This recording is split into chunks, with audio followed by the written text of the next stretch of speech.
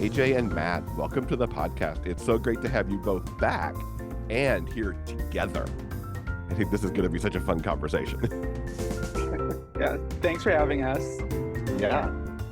We have to talk about Marshmallow Mountain. I absolutely devoured that book, loved it to pieces.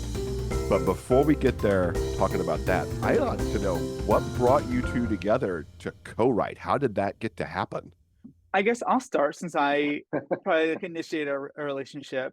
So Riley Hart posted about me on her social media. She did at the time was doing like an Own Voices author showcase.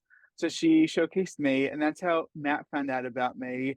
And then maybe he started following me, or maybe I forget. But somehow like that got you on my radar. So then I saw you, I was like, oh, it's another guy writing gay romance, Another cute guy, another cute guy, another Jewish looking guy like myself, writing gay romance. It's like, oh, interesting. So as the kids say, I slid into your DMs, and it just went from there. And then we just started talking and chatting. We had some Zooms, just chatting, and then you were like, okay, so here's the plan. I want us to both leave our husbands, become the next Christina Lauren, run away together, and write lots of books.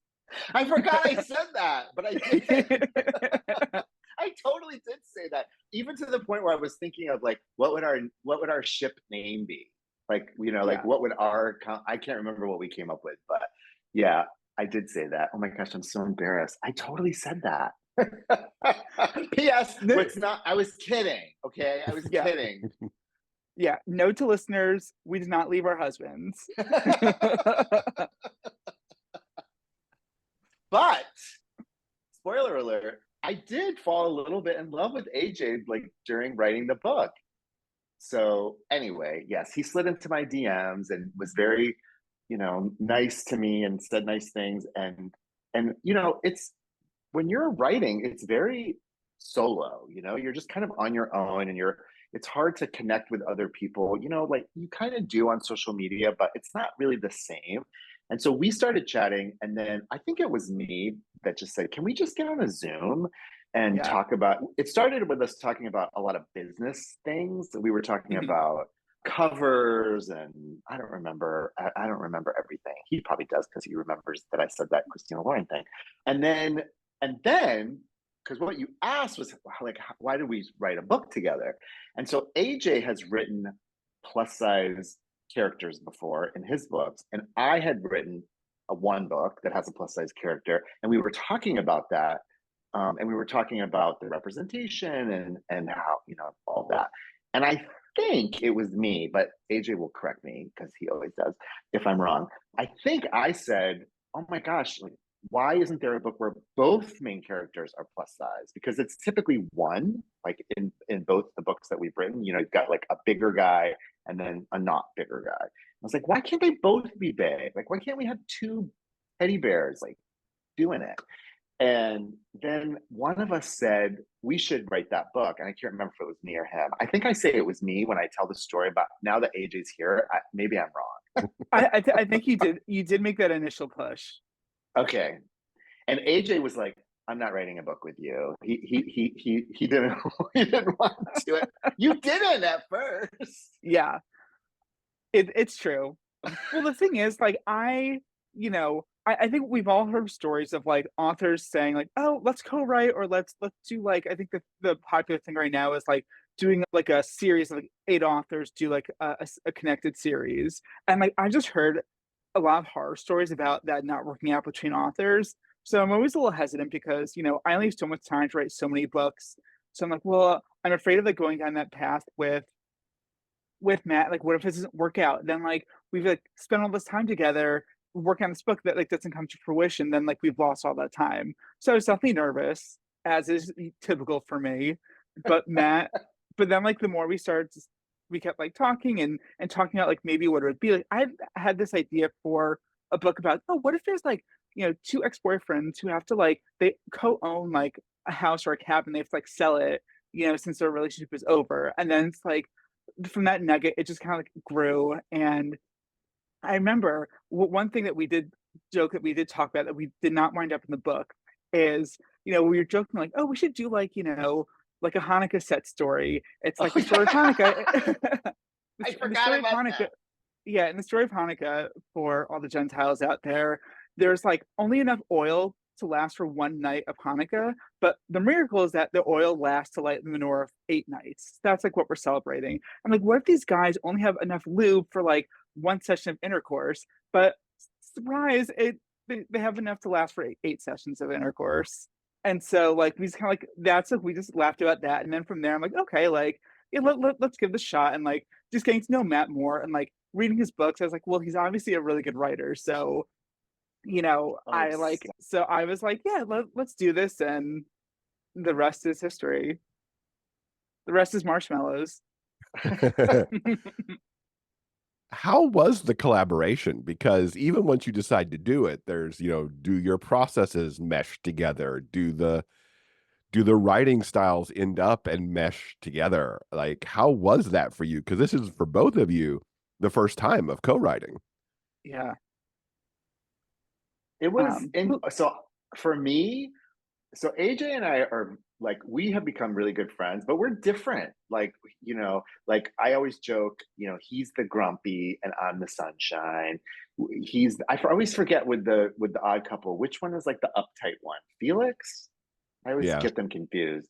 I never yeah, really saw it, but I know of it. So he's like the Felix and I'm the Oscar, if that's, so like we're like kind of opposite. So as we started doing it, I was like, there was definitely the first week or two was a little, I won't say bumpy, like it wasn't like horrible or anything like that. But what I realized for me, and I think for us, writing a book with someone is very intimate, and it's very like you're letting somebody into part of your process that most people never see. I mean, even when most authors write a book, even if they have alpha readers and beta readers, that doesn't happen for most people. Sometimes I've seen some authors say that they have people reading like chapters as they write them, but I've never done that, and I don't think most authors do that. But that's what we had to do. We had to read each other's writing as we were writing it, and this is so. I think AJ did this on purpose, but he'll probably deny it.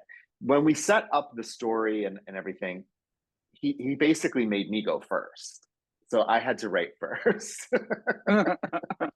So I wrote my chapter and then I sent it. I didn't send it to him. We were using a Google Doc. So I said to him, okay, I'm done. And then I was like, waiting and also like wondering if it was any good or what he was going to think of it. It was like going on a date. Like, oh my gosh, is he going to like me? It's like that kind of a thing. And then, okay, I'm going to be like, I'm going to pull back the curtain so people really know. And then AJ, because he's AJ, was like giving me like line edits, and like comments and feedback. And I was like clutching my pearls. I remember saying to my husband, I was like, he's giving me feedback. And my husband, who is not a writer or like doesn't know that much about it, he was like, well, aren't you supposed to get feedback? I was like, not like this. He's being critical. And then I remember, this is me being like a little bit of a baby. I was like, oh, and so then he wrote his chapter and I was like, oh, you want feedback? You want to give feedback? I'll give you feedback. And then I realized, I was like, oh, this is how you have to do it. Like, you have to do that. You have to give each other feedback. You have to be honest and not be afraid of, hurting someone's feelings and things like that. And AJ is not afraid of hurting my feelings. I'm direct. He's direct. I'll say that. But but I think that it turned out that we were actually a really good fit, because I'm not like that. Like, I'm much more laid back, like go with the flow, like, kumbaya, let's all like make love and be friends. And so if we were both like that, it probably would have been a hot mess. So it was good to have AJ, who was like, and me, he kind of like kept me in line, and also like in a good way. He was the Dom. Yeah, I'll say, like all first times, it was a little painful, but ultimately pleasurable. And yeah, so, and I mean, everything Matt said is right. And I'll just say, like, I think the biggest challenge for me is that I've written a bunch of books before, so I've been writing for a number of years. So I had very much a process down. There's just a huge learning experience for me to like work with someone else to, kind of like not go through my typical process and to do it with someone else. It was a challenge for me, but like a really good learning experience as well. And I think just me learning like as we were reading the book, because at first I was like, oh, like something kind of feels off from like my like regular books, but then I realized, oh, this is not an A.J. Truman book. This is an A.J. Truman and Matt Wardell book. And like that's where the differences come in a good way. Like there's a lot that's in this book that I might not have thought to write in one of my books and vice versa. And I think just like learning to like, ease up a little bit on the control and learning to like work with someone. I think it turned out well. It was a good experience. We've talked about writing more books in the future. So, I mean, overall, I think it was a great experience. Just like I said, a good learning experience for me. Matt, like to his credit, is just like a patient sweetheart. Like there were times when like there was one time when I just like he wrote a chapter and then I said, "Oh, I just have a few like notes to make," and I completely rewrote it from scratch. And he was like, "What the heck did you do?" And I was like, "Oh, I can't do that. Like that's I went too far." And so, like as the book went on, I realized like, okay, like I like what he's bringing to this. Like these are things like I wouldn't have thought to bring. And so, really, just learning to like work with someone to make a different kind of book. So, all in all, good times. That is a It is great story. it is like dating. I mean, it's like dating. It's like you're kind Yeah. of getting to know the other person and how they work and in a way, but it was also really, really enjoyable. I mean, AJ's Mhm.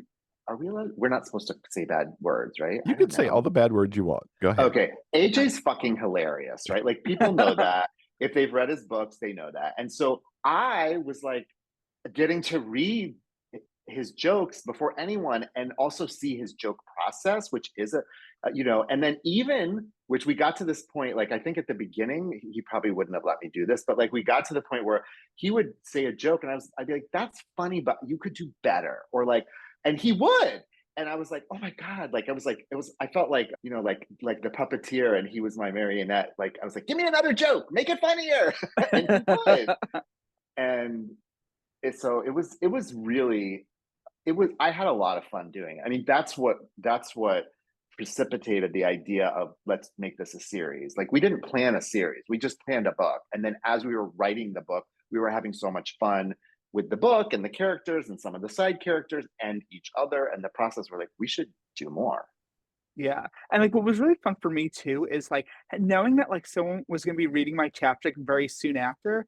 So when I was writing, would think about, okay, I want to make Matt laugh. Like I want him to have like this reaction or that reaction. Like knowing I had like that person I was like writing for, it just made it so fun. I was like, okay, like there were times when I thought of like good lines and like I would scribble them away, think, oh, Matt is gonna find this line so hilarious. I cannot wait to put it in. And then of course he like and what I love is like when he would leave notes like in the chapter, aside from like, things to change or whatever, he'd be like, LOL or I cackled or like there's no just I cackled, which I loved. A lot of cackling. Yeah, if I just get a cackle out of him, like that's just what I was going for. And then I was doing the same thing with the spice. I was like, okay, how much can I turn AJ on? Like how much is he gonna just be like, all over his husband? And then he'd be like, oh my God, this is so hot or How did it come to like with the plotting? Like, do your processes mesh up and how you decide to, go forward, or how did that come together? Because I know with co-authors we've talked to before, somebody's a plotter, somebody's a pantser, somebody's like in an in-between state, and those can be some of the more difficult areas to get clicking correctly for a duo. So I think because Matt, you seem like you do outline, but I think it takes you a while to kind of find what the story's about.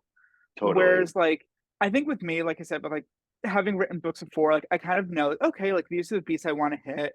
And I do like outlining. And even though as I've gone on, my outlines might get looser, like I do have like certain ideas of what I want to do in terms of plotting. And I really try to think about that, about like, okay, how are we raising the stakes? How are we building the tension? How are we building these to these big moments? So I think I kind of was taskmaster with that, especially because the big challenge with the book is that it's just these two guys in a cabin for the whole middle of the book. So it's just like these two people. And it's like, okay, how can we don't have side characters that we can really lean on. We don't really have a lot of other locations that we can go to for this. So how can we keep, building the tension, developing like, because it's also a second chance romance. So bringing in some of the history and dealing with some of the conflict as they kind of deal with stuff from their relationship. How can we keep that building? So I tried to be mindful of that. Like when we would write, you know, I went back, like, okay, like, in the next draft, like maybe let's try to like structure it this way. And like I get like Matt's feedback. And Matt was really good with like pacing. He's like, okay, like we've kind of been in this section a little bit. Like I think we need to like get to the next point already. So I think he was really good about figuring out, okay, like how can we keep the story moving? At one point, I do remember, because this was, I think, at the beginning, like with after just a few weeks, we were writing and writing, and at one point, AJ sent me a message and he said, "Our characters have gone off the rails, and they have like taken their own," and they kind of had like we just kind of like we weren't even thinking about the outline or the story. They were just like being and so that was, but he was right, and so then we just kind of had to like push them back to the story. Yeah, like I think there are a few times, especially in the second half of the book, when we're like, okay, we know where we want them to end up. But like, let's just take a quick brainstorming session and like think about, okay, what are like the next few chapters that can get them there? So like by that point, it's like a few chapters at a time. And like that happens with my own books as well, where like characters kind of go off the rails and then you just figure out how to bring them back. Although I think what was funny that I do remember as we were writing, we're going through our chapters and Matt like messages me like a few times. He's like, AJ, when are they gonna have sex? Like it's just too long without a sex scene. I need to write a sex scene. Like where when are they gonna I have didn't sex? say Come that. on. He was like pleading with me. And he was like, not yet. He was like totally edging me, and I was like, oh Yeah. fuck. And then finally, when it was time, he wrote. He was like, okay, now I want you to write the longest, most passionate, like love making that you can. And I was like, it was like what is it, like a relay race, and I was like, I got it. Like Yeah. He grabbed that baton. Did he ever? Oh my goodness. So now I guess we should tell people all about what this book is if they have not picked it up yet. Tell everybody what Marshmallow Mountain is about, because we've been kind of teasing on it for a little bit. Okay, so Marshmallow Mountain, it is about these two ex-boyfriends. Both of them are named Marshall. In the book, one is nicknamed Marsh, one is nicknamed Data. Marsh is like this, kind of like loose, sarcastic comedian, stand-up comedian. Data is this very uptight, like analytical, very number focused accountant. They broke up. They had an abrupt breakup a few months prior to the start of the book, but they still have this cabin that they co-own in Maine, and they have to sell it. So they have to go up to the cabin for one weekend to clean it out, and it'll sever the last link between them, and the relationship will finally be over. But then there's a massive snowstorm, and they get snowed in. So now they're stuck in this cabin together. There's, as luck would have it, only one bed. It's uh, all they needed. yeah, and so it's a weekend of them trying to like reconcile what went wrong in the relationship, rekindling that flame, and saying, oh, is this like for real, or will this go away once we leave the mountain? I know, Matt, am I leaving anything out? no, it's very. I mean, usually when I write a book, I'm the worst critic. Like I think my books are horrible, and it's only when they're like when people start reading them and giving me feedback that I'm like, okay, well maybe that is a good book. Like maybe I did write a good book. But this book, probably because I didn't write it all by myself, I love this book. Like from the get-go. Like I don't need anyone to tell me that they love it. I love it. And that's never happened to me with any book that I've written before. And it's because I didn't write it by myself. It's the only thing I can think of. But I love this book. I think it's so funny because AJ's funny. And I think even, I mean, I'm funny. And I think He is funny. you pushed me to be funnier. Like I was like, okay, this isn't like, I got to bring the joke, like I got to make this funny. Like this is AJ. Like he's hilarious. This is, I can't just be like a little funny. And it's sweet too, because that's kind of like what I like to do. Like I like, I like to mix that sweet and funny, and then also it's very spicy too. And like also what I loved about it is that like when you co-write a book, it's like there's part of the book that like you're discovering for the first time as a reader, even though you're also writing it. Like there's scenes between Marsh and Data that are really sweet, like these really tender scenes that Matt wrote. And I was like, wow, like that's really good. And it was like it was very touching. And like usually like because when you're writing a book and you're in it, you're not thinking about like having that emotional response. But I was able to have that emotional response to these characters since part of it I was like reading as a reader. Where did Marsh and Data come from? Because you talked about, wanting to do something with two plus size characters, but then you gave them these very distinct opposite personalities. Like, I personally would like to read their prequel, like how they got together in the first place. But where did they come from? I don't remember. Do you? I do remember this part. I remember it was my idea to give them the same name because Yes. number one, that happens with people who are like of the same gender that date. I mean, I suppose it could happen with like even because there's some like gender neutral names or whatever. Like, so it could be that like people can date someone with the same name, but you never see that in books or TV or movies, or because it's complicated, which we learned when once we made the leap to do it. We're like, oh shit, like they have the same name, and so that's then AJ was like, we have to give them nicknames, and they have to be like very different nicknames. But I don't remember like how we thought of.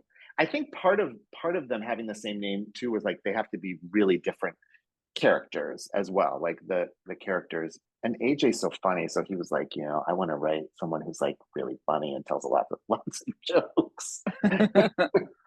We each took a character and we like wrote up a backstory for them. Yeah. So and then like we showed it to each other. So and like so I had Marsh and I was trying to think about like why I thought of like the comedy route. I'm not sure. I think because I've never written a book set in New York City. And I think in New York, what's so cool is that there is this big comedy scene, whether it's stand-up comedy or improv or it's theater, like all these things I love and makes me like wish I could live in New York City because like I would just go to all that all the time. So I think like I was very interested in writing a character like that as well. Because I feel like I don't really know if you see that a lot in romances because stand-up comedy isn't really a romantic type of, occupation. I think Matt, didn't you want to make Data an accountant because of my husband? Yeah. Or So I mis- AJ's well, and I was like, again, like something that's like a foil to a comic. And so we're like, okay, someone who's like, no shade to accountants, but like, like if you think about what an accountant does, it feels like something that's kind of, you know, anal, no pun intended. You're like crunching numbers and it's like very serious. And I do remember when we kind of came up with that, I was like, oh, I don't want to write that. Like, that doesn't sound like, that's not me. But then I ended up having so much, like, I always have the most fun when I write the characters who aren't like me. And we did have to ask AJ's husband for some things because, like, I don't know anything about accounting or being an accountant or money or anything like that. And so AJ like was like all the like accounting terms came from him. yeah. All those years of my husband talking to me about his work and me like trying to listen and trying to understand. It paid off in this book. Yeah. Like there's something in accounting called like a flux analysis, and it just makes me think of like a flux capacitor. Totally. Yeah, just you saying that, I'm like, oh, Back to the Future. That's Yeah. exactly what it is. And I love how you had that connection there. And then, yeah, AJ, your books are always have that thread of funny, and now you've written a comedian. I loved like the repeat of the thing you need to know about Data is ... Yeah. Just And like the way I came up with that is that starting a book is very scary. And so it's like I had that line. I was like, okay, that could be like a crutch because I don't know how to start these chapters. I'll try and use that. And like the idea came to me. And so it was like it helped me with like getting into writing because as writers know, it's like start the blank page is the hardest part. So it's like if you have like a sentence or something, then you can just go from there. So that helped me with writing this book. And then I was like, oh look, I think it'd be a fun motif to have for, each of his chapters and have it weave into how it's part of his routine. It feels very like something that a stand-up comic would say. I think the $1 million question for the book is though, why Malamars? That's a good, I'm gonna give that to Matt because Matt was on who came up with Malamars. I came up with that.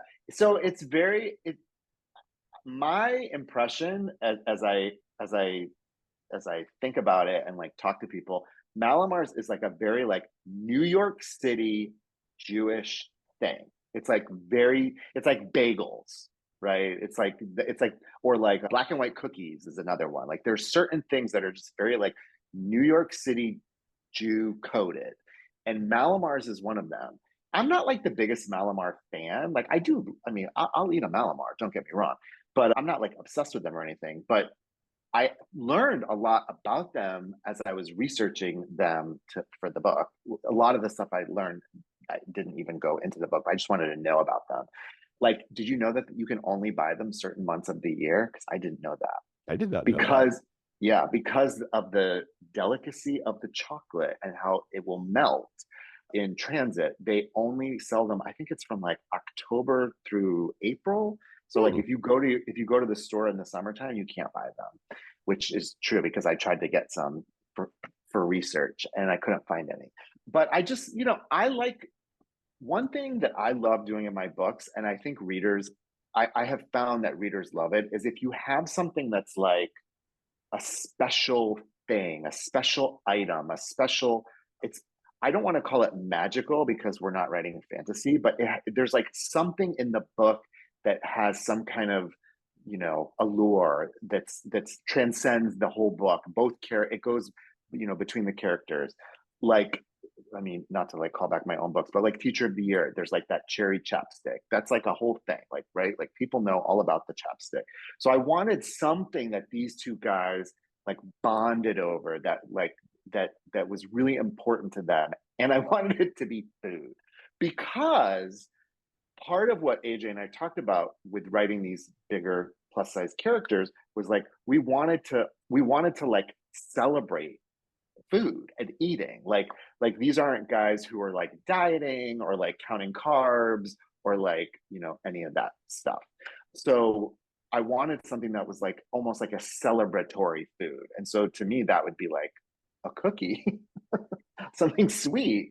And also because the book is called Marshmallow Mountain, I wanted to be a food that had like a marshmallow in it. And so that's how we got to Malamars. Well, now I know why. You see, we're recording this in August and it's not coming out until November. So it's still summertime. And it helps me to understand why I'm looking for Malamars. Maybe I can't get them in California anyway. No, you can. But I understand now why they're not on my shelves currently. Check back, and I think it said, I think I read October. Starting in like October, they will ship them, and then they're on the shelf for like. And the reason that I wanted to know that was like our book takes place in the winter, so it works. But like otherwise, it would there'd be somebody who would know that and say like they can't have Malamars, like all of that. So yeah, by the time this airs, I'll have gone looking for Malamars again. You need to like stitch in your reaction for like November right before this airs. Like, hi, this is like Jeff from the future, and I've had Malamars, I've tasted them, they're amazing. Okay, back. Well, I know they're good because like I remember them from like the past, but now I'm like after I've read this whole book that has Malamars in it, I'm like I'd kind of like to have a Malamar now, and couldn't do it. And at least now I know why. It's not a California thing; it's a time of year thing. I love the forced proximity here, and you really use that to such amazing effect. I mean, you talked about it being the middle of the book, and I feel like probably 80-ish% of the book is just them. It's like you've created this theater piece almost of like two actors on a stage, and here we go. Even taking away their ability to, contact the outside world for very realistic reasons. It didn't feel forced at all. But how was that for you as writers to be I have to keep them here, and they can't call their friends, they can't get to town, and you're just there. Did that cause an angst at all, or was this, like, also maybe the best thing ever because you only had to think about them? It was we definitely wrote ourselves into a corner. And as you see in the book that there are, like, moments where, like, you get some self-reception or, like, they are able to get to the general store. So, there are those bits where they are able to, like, connect with the outside world here and there. But it definitely was a challenge that we didn't realize until we were, like, into the book, like, "Oh, yeah, we've written these characters that are snowed in, and they are snowed in together." But, like, I think a benefit was that it really allowed us to explore their relationship and really dig into what happened between them, like, and how these people who seem so different, like, how they are so similar and how there are still issues that they are still working out, but they do still deeply care for each other. And it is that tension about, like, when you break up with someone, it's like, I was with you for, like, I think Data says in the book, like, I was with you for, like, a third of my life. That's, like, substantial time. And how do you reconcile that with, okay, well, like, I still care about this person, but we're not together. But then also, I think what I loved about the setup as well is that it's a small cabin. And we really tried to make sure that, like, that there are moments in the book where you're like, okay, they're having to squeeze around each other. They're having to, like, it's a tight space. And I think that can just add to like the forced proximity and just adds like the raising the sexual tension because you're snowed in a cabin with your ex and you keep accidentally touching them. And it just, that can just really like amp up the unresolved sexual tension. And I really liked, because it was Second Chance, you played into that amazing with them too, because they have all of this stuff of their life that they're revisiting because 'cause they're packing it up or throwing it away or whatever that is. How did you pick the elements to, "We're gonna examine this thing and this thing"? Because, like, one of the things I liked a lot was when we got into the woodworking aspect and resurfacing those figures that Data had created. How did we do? Well, one thing that is kind of funny, not really funny, but like maybe, I don't know. When we were writing this book, I was moving. Like I was packing and moving myself. Like I'm in a new place. I know it looks like the old place, but it's not. I'm in a new place.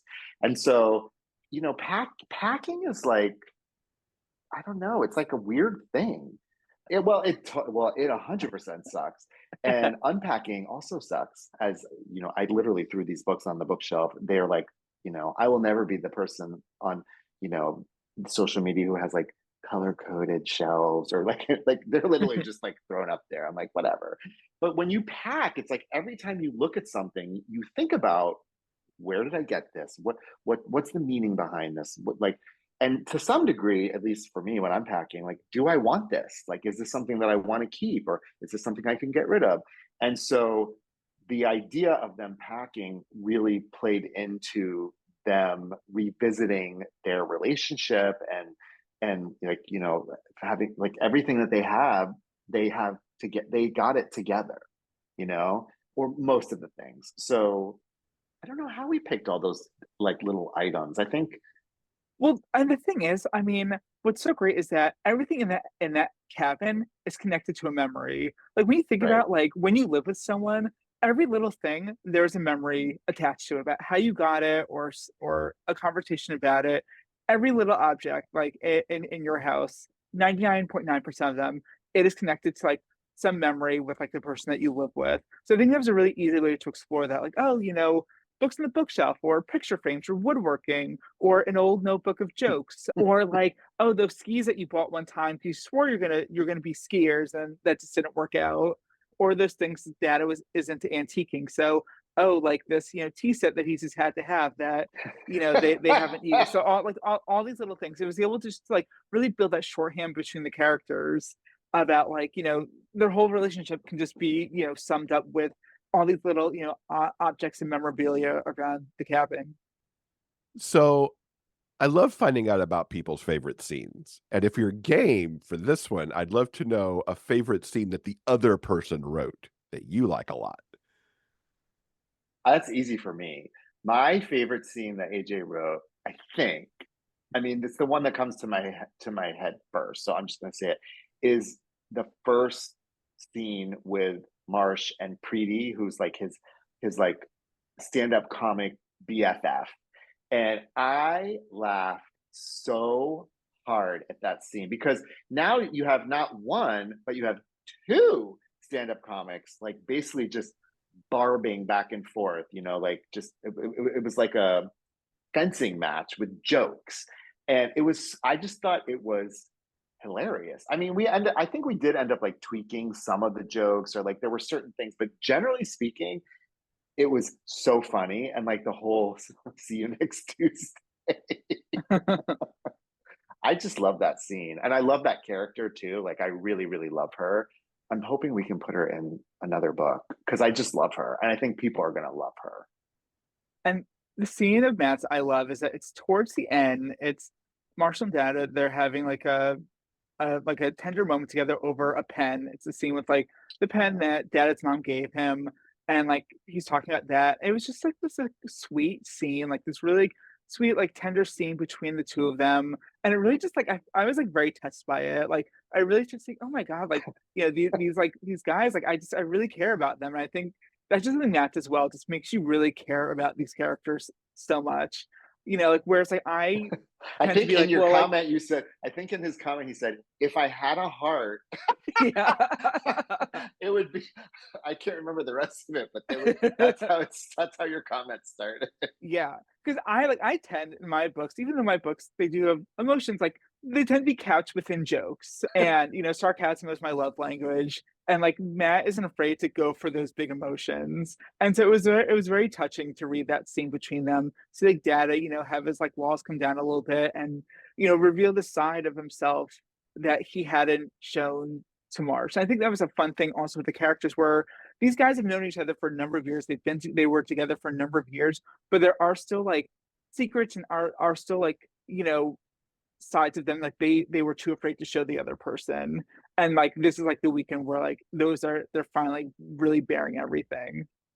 So you didn't intend for this to be a series, but now it's a series. Can you tease us anything about what's going to be coming next in Big Boys Small Spaces? We have the second book already planned. Oh, So Bryce, who is one of the side characters in this book, he lives in the building that Marsh and Data live in New York City. He's also a bigger guy, and he's a dancer. He's like trying to make it as like on Broadway as a dancer, but not having a lot of luck. He will be one of the main characters in the second book. And I don't know, how much more should I say about it? Like we have the whole book. everything that you want to say. Yeah, so again, like the theme of the series is like, two guys in a more confined space. So in this one, it's like him and a new roommate.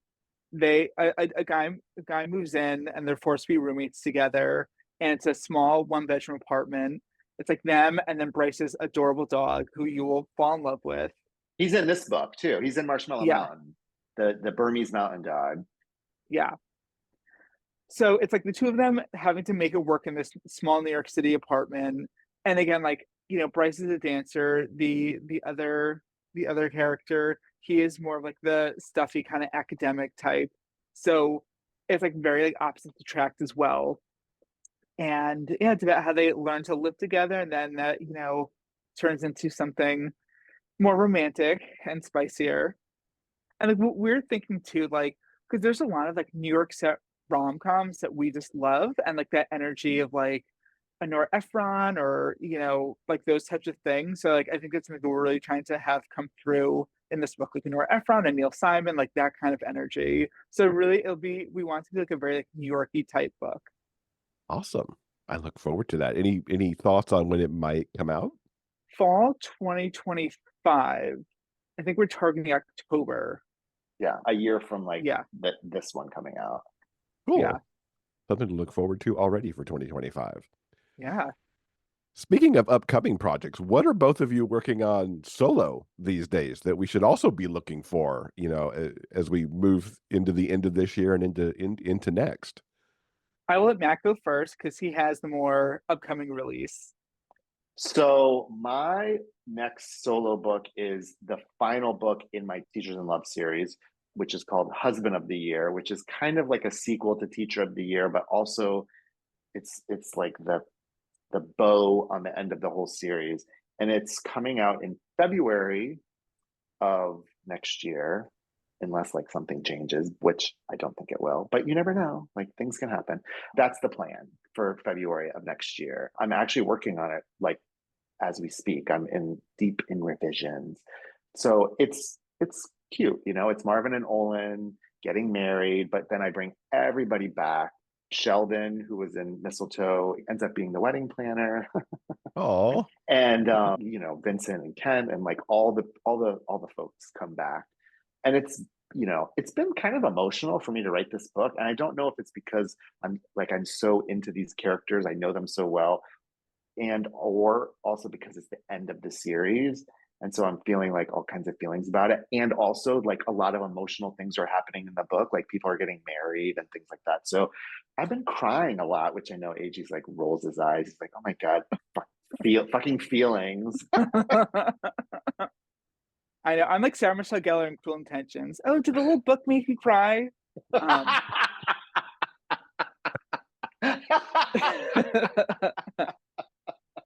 Also, can I just say, because people should know this, one of the things that I call AJ when we were writing is a joke assassin.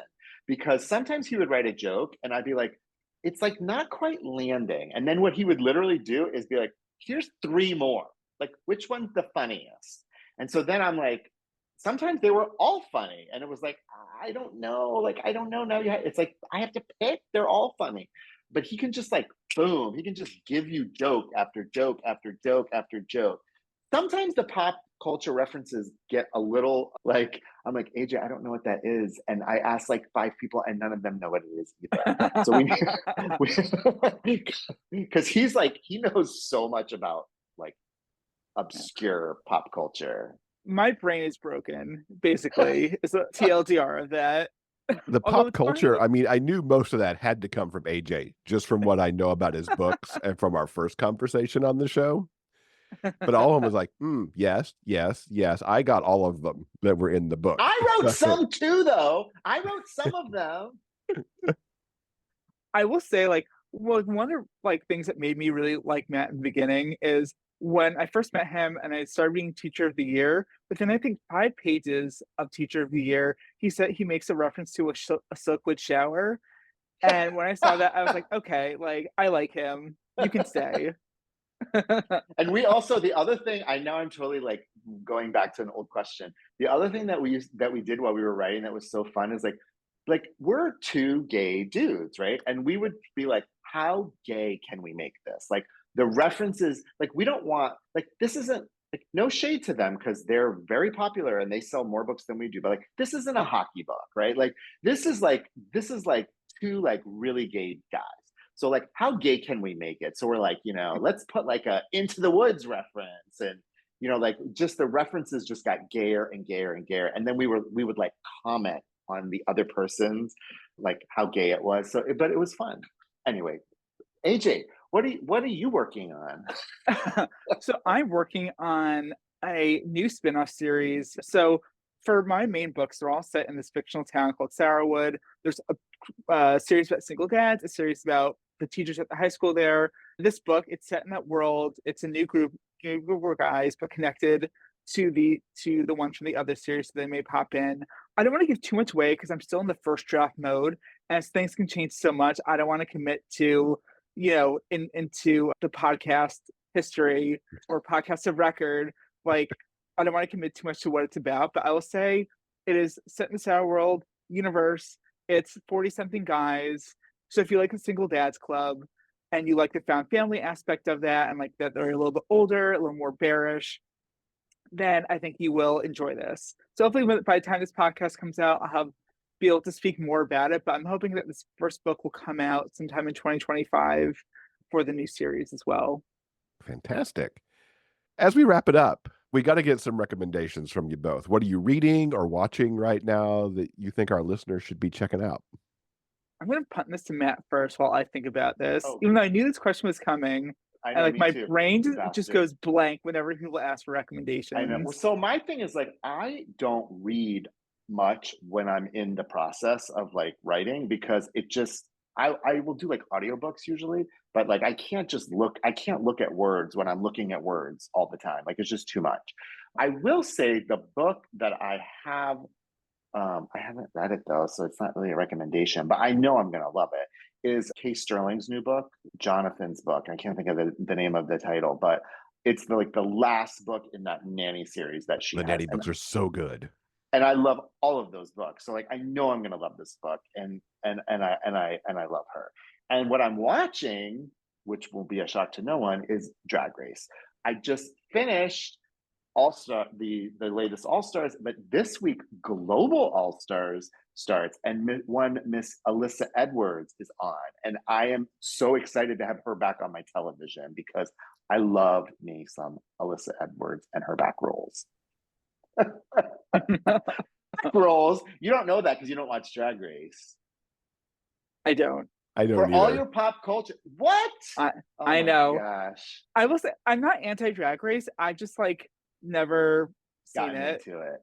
Maybe I'll make you watch it when you come. AJ's coming to visit. Actually, by the time this podcast is out, he'll have already been here. Yeah. Maybe we'll hate each other. I doubt Could that. be. Okay.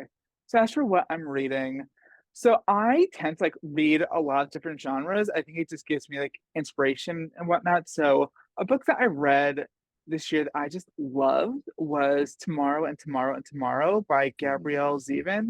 So it's like a romance, but like a romance, a platonic romance, kind of appropriate for, you know, a co-writing relationship. It's about these two people who they meet in college and they start like developing video games together, and it follows them through like the 90s and the 2000s as like their friendship goes through ups and downs as their like video game business goes through ups and downs with each release. And it's just like this beautiful ode to friendship that is glorious and just like such a well-written book. So I love that.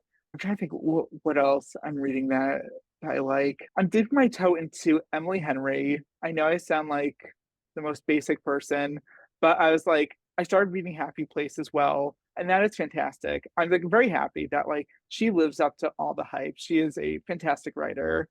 So like that's also on my Kindle as well. And then I go through like different books at the same time. I'm also reading Camp Damascus by Chuck Tingle, which is interesting. It's like a horror type thriller. So that's interesting to read as well. And then for TV, it's like most people, like you scroll through like these apps for like 15 minutes, then you just wind up watching like reruns of your favorite show. That's like what happens to me. So I think I'm probably rewatching Frasier for like the third time. Also, there's an Emily Henry joke in our book.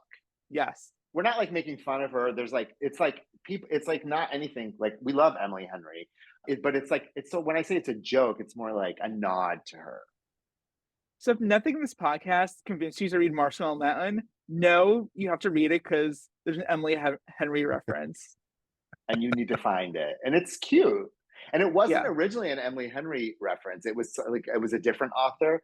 And I think it was me. I was like, we need this to be like a romance author, like a wink, wink, nudge, nudge to our readers. So I was like, well, who's a romance author that like everybody has heard of? So we made it Emily Henry. Awesome. How can people keep up with you online to know how everything is coming together for your solo projects, on the new book, all those various things? So I am on Facebook. I have a Facebook group.